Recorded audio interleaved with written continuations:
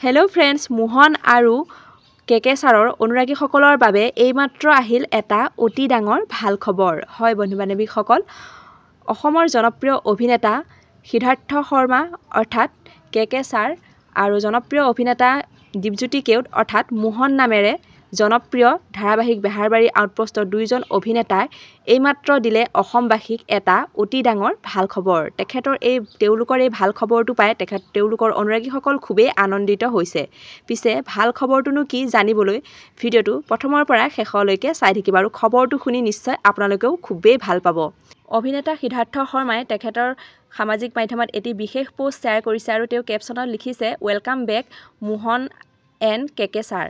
আৰু এই পোষ্টটোৰ পৰা গম পোৱা গৈছে যে পুনৰবাৰ আপোনালোকে দেখিবলৈ পাব বেহাৰবাৰী আউটপোষ্টত মোহন আৰু কেকে ছাৰক। হয় বন্ধু বান্ধৱীসকল, ৰেঙনি চেনেলৰ জনপ্ৰিয় ধাৰাবাহিক চিৰিয়েল বেহাৰবাৰী আউটপোষ্টত পুনৰ আপোনালোকে দেখিবলৈ পাব অভিনয় মোহন আৰু কেকে ছাৰৰ।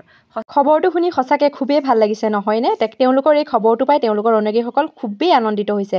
আৰু বেহাৰবাৰী আউটপোষ্টত পুনৰ দেখিবলৈ পাই মোহন আৰু কেকে ছাৰক আপোনালোকৰ কি মতামত জনাব, প্লিজ কমেণ্ট কৰি জনাবচোন।